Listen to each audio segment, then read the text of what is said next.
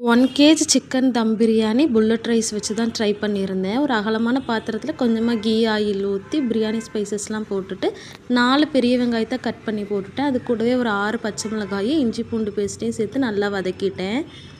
3 தக்காளியை சேர்த்து நல்லா வதக்கிட்டு அது கூடவே ஒரு கைப்பிடி அளவுக்கு புதினாவையும் சேர்த்து கலந்து விட்டுட்டு 2 டீஸ்பூன் வரமிளகாய்த்தூள், கொஞ்சம் பிரியாணி மசாலா சேர்த்து தேவையான அளவு உப்பையும் சேர்த்து நல்லா வதக்கியாச்சு. இப்போ வந்துட்டு 1 கேஜி சிக்கனை வந்துட்டு அது கூடவே நல்லா மிக்ஸ் பண்ணி கிளறி விட்டுறலாம்.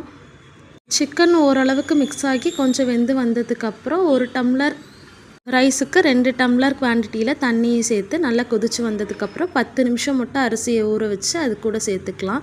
ஃபைனலாக வந்துட்டு ஒரு லெமனை புழிஞ்சு விட்டுட்டு அதுக்கு மேலே கொஞ்சம் புதினாவும் கொத்தமல்லியும் தூவி 3/4 பதம் அரிசி வெந்ததுக்கப்புறம் அதை ஈவன் பண்ணிவிட்டு அதுக்கு மேலே கொஞ்சம் கீ விட்டு கொஞ்சம் புதினாவும் கொத்தமல்லியும் சேர்த்து வாழை இலையை போட்டு ஒரு பாத்திரத்தில் தண்ணி ஃபில் பண்ணி தம் போட்டு எடுத்துட்டேன். எடுக்கிறப்பவே பயங்கர வாசனை. ஃபர்ஸ்ட் டைம் நான் இப்போ தான் ட்ரை பண்ணியிருந்தேன். ரொம்ப சூப்பராக இருந்துச்சு.